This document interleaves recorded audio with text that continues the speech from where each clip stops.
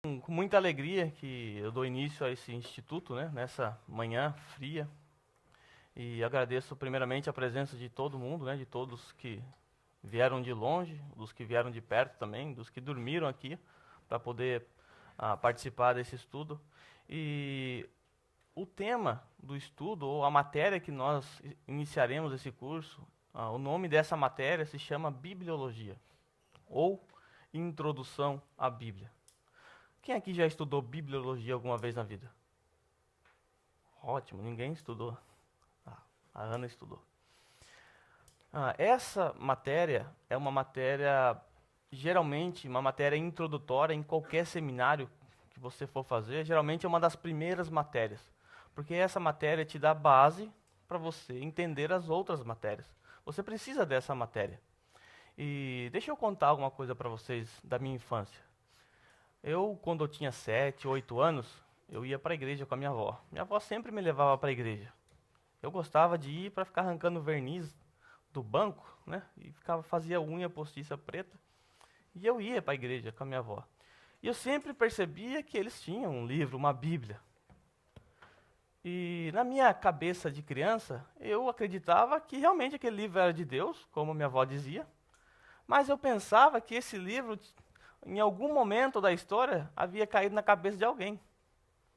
E alguém pegou esse livro, de alguma maneira fez cópia, e estava todo mundo na igreja com um livro que caiu na cabeça de alguém.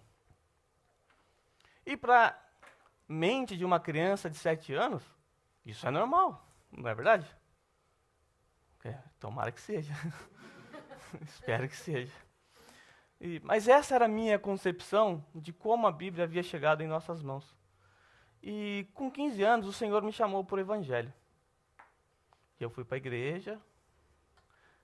E a minha concepção de Bíblia não havia mudado. Eu não parei para pensar. Agora, já uma criança de 15 anos pensar que a Bíblia caiu na cabeça de alguém, já é um pouco estranho. Mas se eu disser para vocês que há adultos, hoje ainda, que acreditam que a Bíblia caiu na cabeça de alguém, e esse alguém fez cópias. Então, com 15 anos, quando o Senhor chamou para o Evangelho, eu fui para a igreja, acreditando ainda que esse livro havia, em algum momento da história, caído de forma milagrosa na mão de alguém, e cá estamos com esse livro. Aí, com 16 anos, comecei a estudar teologia. E a primeira matéria que eu fiz foi bibliologia. E nessa matéria, eu aprendi algo que a princípio eu não gostei. Eu preferia acreditar que a Bíblia havia caído na mão de alguém, na cabeça de alguém em algum momento. Eu aprendi que esse livro aqui, como nós vamos ver, esse livro aqui foi escrito por homens normais, pessoas comuns como nós. Pessoas... Beber água aqui, eu tenho uma secura aqui de garganta. Então eu aprendi que esse livro havia sido escrito por pessoas. E daqui a pouco nós vamos ver o número mais ou menos de pessoas. Mas o que me chocou é que eram homens, pessoas do campo, médicos, pessoas normais. E quando eu ouvi isso no seminário, quando estava estudando teologia, eu lembrei da minha concepção de Bíblia quando eu tinha 5, 6, 7 anos de idade. E eu fiquei muito triste. Por quê? Porque eu queria acreditar que esse livro era milagroso. Porque para mim, alguém escrever esse livro, o fato de alguém ter escrito, homem, alguém normal como eu falei, não é possível, Deus não pode ter feito isso com a gente. Esse livro tem que ter caído do céu, tem que ser um livro milagroso. Não posso acreditar num livro que alguém escreveu. Alguém tão pecador quanto eu. E eu confesso que naquele momento eu pensei em desistir. Já com 16 anos, já pensando em desistir. Você vê, a desistência começa cedo. Mas eu perseverei em estudar essa matéria. E eu descobri, depois, eu tive uma percepção de que é muito mais milagroso Deus ter usado pessoas comuns para escrever um livro desse, do que se esse livro tivesse caído na cabeça de alguém. A minha percepção ao final dessa matéria foi, realmente, esse livro não caiu de maneira milagrosa na cabeça de alguém, mas esse livro é tão milagroso quanto. E nós vamos entender um pouco desse milagre das Escrituras. Às vezes, nós conhecemos a Bíblia dessa maneira aqui. Todo mundo carrega para cá, todo mundo carrega para lá. Tem Bíblia dos espião cristão, né? Todo mundo tem uma Bíblia nas suas mãos. Mas às vezes nós desconhecemos a história dela. O trabalho que foi exigido das pessoas para que ela chegasse em nossas mãos. E nós vamos aprender um pouquinho disso. Então o intuito dessa matéria, ao final de tudo, não é simplesmente dar conhecimentos técnicos a respeito dessa matéria, mas é dar convicções de que esse livro é a palavra de Deus. De que esse livro é um livro milagroso, e o milagre é Deus ter usado pessoas falhas para escrever um livro dessa qualidade, que seria algo impossível para os nossos dias, em qualquer era, em qualquer momento. Então vamos iniciar a introdução à Bíblia dessa maneira. Se você até agora pensou que o livro havia caído do céu na cabeça de alguém, então uma má notícia, não foi assim. Não foi assim.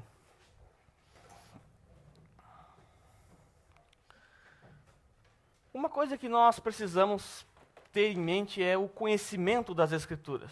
Então, nós vamos iniciar falando a respeito de conhecendo a Bíblia. Então, eu vou apresentar, nesse momento, algumas informações que aparentemente são técnicas, mas são importantes para que você saiba responder lá fora e também para que você tenha convicção. A primeira pergunta que precisa ser respondida é: o que é a Bíblia? De repente você está na fábrica e alguém, lá um japonês, vê você lendo um livro preto, agora colorido, né? E esse japonês pergunta: que livro é esse que você está lendo? Você diz: é a Bíblia. E ele pergunta novamente: o que é a Bíblia? Qual é a resposta que você daria a essa pergunta? O que você diria a esse japonês? O que é esse livro que eu estou lendo? Que livro é esse? O que é a Bíblia? Será que você teria informações o suficiente para explicar? Será que você teria conhecimento básico o suficiente para definir o que é a Bíblia? Geralmente, nós usamos um jargão muito popular. Nós dizemos: a Bíblia é a palavra de Deus. Só que isso para o japonês não faz o menor sentido. Por quê? Como é que você sabe que esse livro é a palavra de Deus? Como é que você tem certeza que esse livro é a palavra de Deus? Por que você está afirmando isso? Então, às vezes, as nossas respostas parecem fazer sentido para nós, porque nós cremos que a Bíblia é a palavra de Deus. Mas, para alguém lá fora, as nossas respostas parecem apenas religiosidade. E, às vezes, é importante dar uma resposta mais técnica para alguém lá fora. Uma resposta explicando a origem desse livro, como é que esse livro veio parar em nossas mãos, quando ele foi escrito. De repente o japonês fala: mas quem que escreveu? E aí? Você vai falar que foi Deus?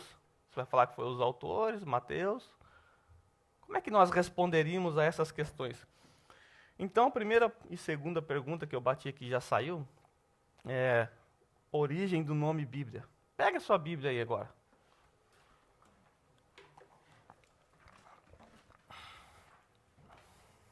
Agora, eu peço para que alguém me mostre um versículo, vamos ver se vocês sabem, um versículo em que você encontre a palavra Bíblia. Ache na sua Bíblia a palavra Bíblia. Quem pode encontrar? Na capa, exato. Na capa, acertou. O único local que você vai encontrar a palavra Bíblia, né, no português, né, que ficou para nós conhecido como Bíblia, é na capa. Mas não é estranho isso? Por que nós não temos dentro das Escrituras a palavra Bíblia? Então, outra pergunta: a origem do nome Bíblia. Quem que inventou esse nome? E quem colocou esse nome na capa? Geralmente, na capa você põe o que você quer: doutrinas básicas. Teologia, você põe aí que vocês estão, teologia básica, fundamentos básicos. Você põe o nome que você quer. Mas quem que colocou esse nome lá? Por que esse nome está na capa? E o que significa isso? que significa esse nome, qual é a sua origem. Tá bom? Depois nós temos quem que escreveu essa Bíblia. A Bíblia é a palavra de Deus, né? Nosso jargão. Legal isso aqui. Realmente, ela é a palavra de Deus. Mas Deus escreveu a Bíblia? Ele lá no céu sentou em algum momento na carteira celestial, começou a escrever esse livro? É ele que escreveu?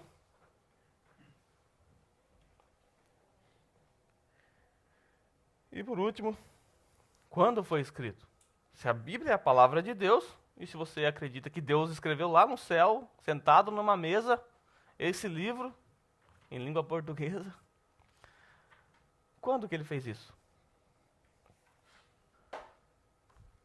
Bom, em termos simples, irmãos, nós podemos dizer que a Bíblia, ela é o livro da revelação pessoal de Deus à humanidade. A Bíblia é o livro da revelação pessoal de Deus à humanidade. Então, nesse livro contém o que? A revelação. Deus se revela nesse livro à humanidade. E é um tremendo engano nós acreditarmos que todas as revelações da mente de Deus estão aqui nesse livro. Eu já vi pessoas subir no púlpito e falar que tudo que nós precisamos saber está aqui. Isso é muito vago. Porque a Bíblia não é uma revelação de tudo. Ela tem uma revelação focada. A função principal das Escrituras é trazer a revelação do Verbo. É apresentar a revelação de Jesus Cristo. Tanto é que no Antigo Testamento já temos um enfoque na pessoa de Cristo. Qual é a primeira profecia que nós temos a respeito de Cristo? Logo depois da queda. A Bíblia já começa falando a respeito de Jesus Cristo. Ele é o descendente daquela mulher, Gênesis 3,15. Já ao primeiro casal, há uma promessa de que haveria um momento em que o Redentor viria, o Salvador. Então a revelação de Deus, ela se foca no quê? Na pessoa e obra do Senhor Jesus Cristo. Então é um tremendo erro da nossa parte acreditarmos que todas as revelações ou toda a mente de Deus está aqui nesse livro. Pergunta, a mente de Deus cabe aqui? Não cabe. A mente de Deus não cabe aqui. Então a Bíblia, em termos simples, ela é a revelação, é o livro da revelação pessoal de Deus. Origem do nome Bíblia. Vamos entender a questão da origem do nome Bíblia. De onde que surgiu isso? Se nós procurássemos, como vocês procuraram, a palavra Bíblia, né, como está escrito aqui nessa frase, vocês não encontrariam. Mas essa palavra, ela é uma palavra que surgiu de uma derivação de outras duas palavras. Então, é uma palavra que saiu do grego, é derivado do grego, e ela é uma variação de outras duas palavras. Essas palavras que deram origem ao nome Bíblia, elas foram mudadas semanticamente, né? Por exemplo, a folha de papiro, vamos imaginar que isso aqui seja uma folha de papiro. Daqui a pouco nós vamos aprender o que é o papiro. Essa folha de papiro aqui, eles chamavam de biblos. Uma folha, biblos, tá bom? Os gregos chamavam de biblos. Se eles pegassem várias folhas, temos várias folhas aqui, temos 8 folhas aqui, formando um livro. Eles chamavam isso aqui de biblon, tá bom? Então, uma folha, biblos, várias folhas juntas formando um livro, eles chamavam isso de biblon. Um livro, biblon. E a junção de vários livros agrupados, formando uma biblioteca, eles chamavam isso de Bíblia. Tá bom? Uma folha, biblos. Várias folhas formando um livro, eles chamavam isso de biblon. E vários biblons, ou seja, vários livros, eles chamavam isso de Bíblia. Todos conseguiram anotar? Tá?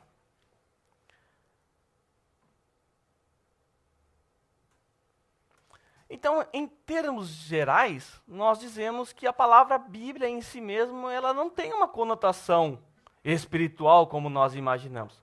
Porque se você chegasse numa biblioteca grega e pedisse, meu amigo bibliotecário, me dá uma Bíblia, ele ia perguntar qual? Qual o conjunto de biblons que você quer? Temos vários. Por isso, na nossa Bíblia, nós temos ali um adjetivo, Bíblia Sagrada. Opa, agora as coisas mudam. É que nem ceia. O que é ceia? A gente pensa na ceia, aquele momento em que nós cultuamos ao Senhor. Ceia é você comer, não tem a ceia de Natal? Só que quando nós aditivamos como Santa Ceia, a coisa muda. Então, quando nós falamos Bíblia Sagrada, significa que nós estamos falando a um conjunto de livros sagrados. Agora eu defini o que eu quero. Eu quero a Bíblia Sagrada. Ah, você quer aquele conjunto de 66 livros sagrados. Agora o bibliotecário conseguiria trabalhar melhor. Então, em termos gerais e semânticos, nós dizemos que a palavra Bíblia ela é uma palavra popular e comum. Só que ela foi modificada semanticamente, de maneira que, para nós, quando nós falamos Bíblia, até mesmo para o grego, ele já vai saber que você está falando desse livro. Ele já sabe que você está falando desse livro. Por exemplo, se eu pedir para você, eu quero um Bombril. Eu não estou. O que você vai pensar? Que eu quero aquela marca? Não, você vai pensar que eu quero uma palha de aço qualquer. Porque você já se acostumou que Bombril, colocaram isso na sua cabeça, que Bombril é aquilo ali. Só que Bombril não é aquela palha, pode ser outras marcas. E a mesma coisa aconteceu. A palavra Bíblia, ela foi tão influente que ela passou a ter um significado único.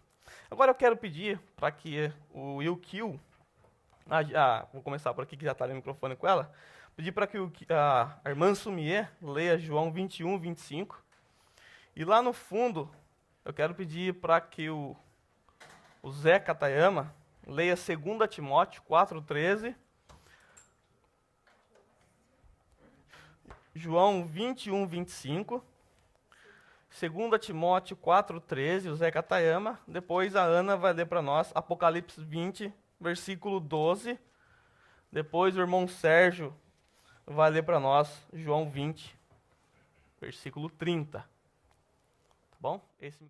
Nós vamos ver a palavra Bíblia, como foi traduzido para nós. No grego, vocês não vão perceber isso, mas no grego a palavra usada é Bíblia, tá? E a gente vai ver como é que os tradutores traduziram essa palavra Bíblia. E em João 20, versículo 30, a palavra usada ali é Biblon. Tá bom? Irmã Sumia já encontrou? Por favor.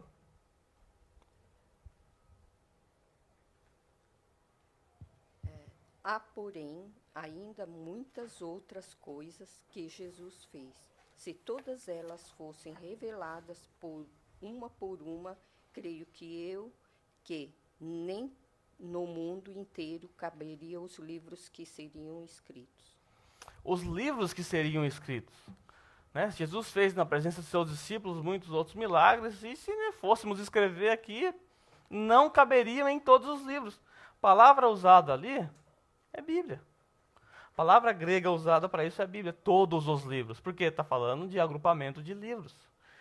Agora, 2 Timóteo 4,13, o Zé vai ler para nós.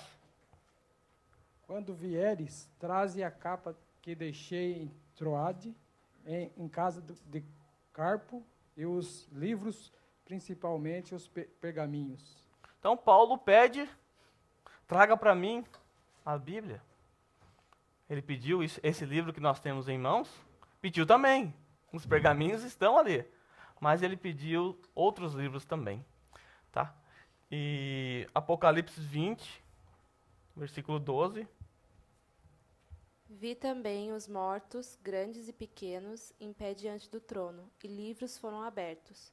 Outro livro foi aberto, o livro da vida. Os mortos foram julgados de acordo com o que tinham feito, segundo o que estava registrado nos livros. Tá bom? Os livros que aparecem aí, a palavra é Bíblia. Agora, João 20, versículo 30, o irmão Sérgio vai ler para nós. Jesus realizou na presença dos seus discípulos muitos outros sinais milagrosos, que não estão registrados neste livro. neste livro. Neste livro, já é singular, é biblon. A palavra usada no texto que o irmão leu é biblon. Nos demais, quando cita no plural, vários livros, então é Bíblia, a palavra usada. Por quê? Porque, na verdade, a Bíblia, o que é a Bíblia? A Bíblia é um ajuntamento de 66 livros. Nós temos aqui dentro não um único livro. Ao nosso ver, é um único livro porque ele tem uma unidade nele. Mas, dentro dele, a sua estrutura é composta por 66 livros. Por isso nós falamos Bíblia Sagrada. Tá ok? Então não há nada de especial no nome Bíblia no que diz respeito à sua semântica. Mas, para nós, se alguém fala mal da Bíblia, nós já sabemos que ele está falando mal desse livro. Quando nós pensamos em Bíblia, nós sabemos que se refere a esse livro. Se eu falar, irmãos, abre a Bíblia aí. Peraí, você está falando do livro sagrado? O irmão não falou. Eu não preciso falar isso. Nós já sabemos que a Bíblia se tornou para nós, essa palavra, ela que foi alterada semanticamente, passou a ter uma conotação para nós, e já uma conotação supra, uma conotação espiritual. A pergunta é, quem escreveu a Bíblia? Quem foi que escreveu a Bíblia? Já pararam para pensar, né, nessa questão? Nós dizemos que a Bíblia, ela é a palavra de Deus. Nós dizemos que o autor da Bíblia é Deus. Entretanto, Deus usou meios humanos para que essa revelação chegasse até nós. Então, os autores da Bíblia, o autor maior da Bíblia, nós chamamos de Deus. Ele que inspirou, através do Espírito Santo, os seus escritores a fazer isso. Mas nós sabemos que a Bíblia foi escrita por pessoas. Quando eu descobri que Carta aos Coríntios era uma carta que alguém escreveu para uma igreja, naquele período que eu relacionei para os irmãos na introdução, falei, uma carta então?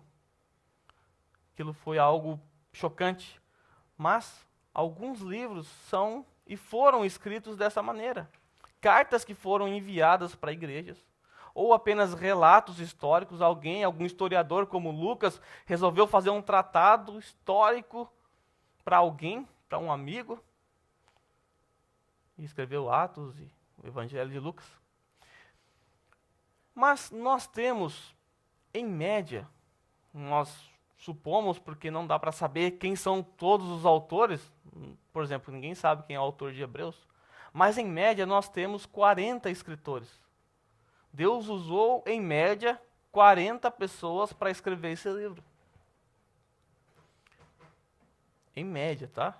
Não dá para saber, como eu disse, alguns livros para nós, nós não temos como identificar a autoria. E esse livro, ele foi escrito num período de aproximadamente, aí vai haver alguma divergência entre os estudiosos, mas o tempo necessário para que esse livro todo fosse escrito é em torno de 1.500 a 1.600 anos. Esse foi o tempo que demorou para que esse livro se completasse, de 1.500 a 1.600 anos. Há uma divergência, e talvez se você estudar nos livros, alguns vão colocar como 1.500, outros 1.600. Então, para não dar briga, eu já coloco os dois já, que não tem como ter certeza também. Pronto? Até aqui alguma dúvida? Por que existe essa divergência de 100 anos no período da escrita da Bíblia? Certo. A divergência se dá porque quando nós falamos de cronologia das Escrituras, nós temos um grande problema. Nós não temos como datar cronologicamente muitos textos das Escrituras, porque os autores não fizeram cabeçalhos. Por exemplo, Moisés, quando começou a escrever o Pentateuco, ele não colocou lá, onde Egito, tal, sei lá, onde está, acabei de atravessar o Mar Vermelho, dia tal, hora tal. Eles não colocaram isso, né? Não querido diário, alguma coisa do gênero. Então, os autores bíblicos, eles não se preocuparam com a questão de datação. Então, como é que nós vamos saber certamente qual era a data? Nós não temos como saber. Então, o que os historiadores fazem? Eles pegam alguns eventos próximos daquilo que aconteceu, esses eventos que foram datados secularmente por algum historiador secular, e eles fazem essa conexão da proximidade do que é ali. E por isso há uma divergência entre 100 anos, por quê? Porque não tem como saber exatamente quando foi que Moisés começou a escrever. Se nós observarmos o livro de Gênesis, se eu não me engano, do capítulo 1 ao 7, nós temos ali um período de 1450 anos, em média, de história, em 7 capítulos. Muita coisa ficou para trás e nós não sabemos os saltos que foram dados ali. 7 capítulos, ele pulou muita coisa. O quanto que foi pulado ali? Não sabemos. Por causa desses saltos que foram dados e também porque a Bíblia não é um livro de cronologia, nem é um livro de arqueologia, por essa razão nós não temos como ter certeza. Até mesmo 1500 não é incerto, 1600 também, quer dizer, é incerto e 1600 também é incerto. Não há certeza. Por isso nós colocamos, quando nós usamos a cronologia bíblica, nós sempre falamos mais ou menos.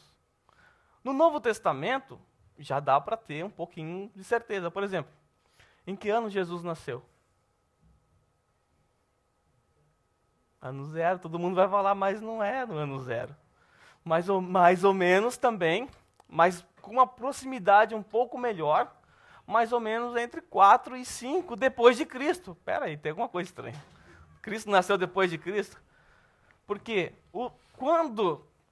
lembrando que o calendário depois de Cristo só surgiu depois que Cristo nasceu. E a gente às vezes pensa que Jesus nasceu lá na maternidade. Jesus nasceu, vamos zerar o calendário agora. A partir de hoje, não. Quando Jesus foi reconhecido no futuro um pouco distante disso, aí resolveram adotar um calendário pós-Cristo. Só que erraram na datação. Então, houve quem fez o calendário errou na datação. Mas, pelos eventos, por citações de alguns reis, de governadores ali de Roma, é possível saber a proximidade da data. Já aproxima um pouco mais. E as cartas também dá para você ter uma proximidade, mas não dá para ter exatidão.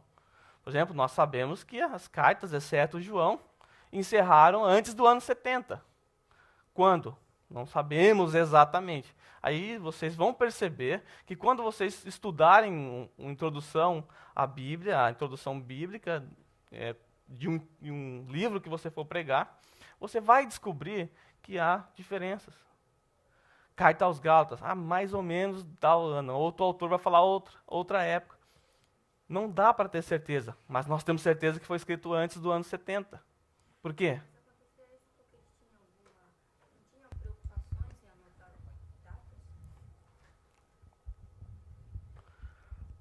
Mas acontecia esse tipo de problema porque eles tinham o quê? Uma dificuldade em anotar a data? Não tinham essa preocupação que, por exemplo, a gente tem, né? Uhum. Eles escrevem a data e quando o que aconteceu. Nessa época não tinha essa preocupação, não existia isso? Então, alguns livros a gente vai conseguir datar, né? 3º ano do reinado tal. Opa, tem uma data ali. Aí facilitou. Eu sei quando foi isso. Eu vou pesquisar a história secular e eu consigo datar.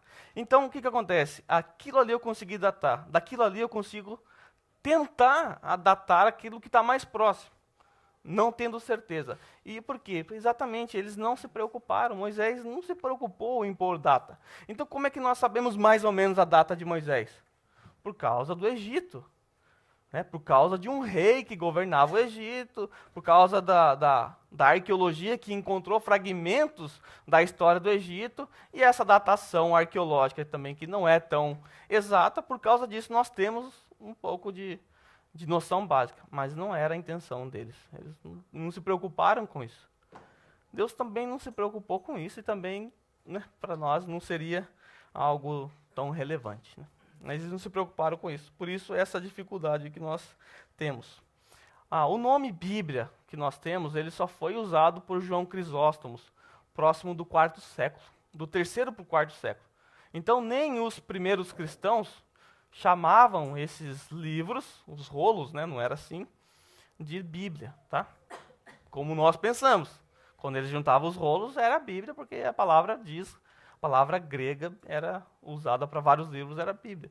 Mas a palavra, esse livro, esse ajuntamento, como Bíblia Sagrada, quem usou pela primeira vez, João Crisóstomo, que viveu, que adotou isso, mais ou menos aí no ano 398 a 404 anos depois de Cristo, tá? Pode. Eu não sei se cabe, né, nessa parte, mas você acha que teve algum bom, um desses livros que foi escrito que não entrou na Bíblia?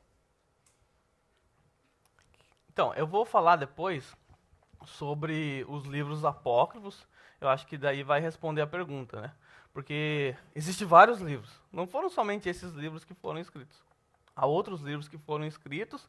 E às vezes aparece, hoje ainda, alguns livros daquela época. Aí começa sempre aquela discussão. Alguns falam que é sagrado, outros vão falar que não. Né? Evangelho de Judas, que apareceu esses dias atrás. E sempre surge essa dúvida. E naquela época também havia outros livros.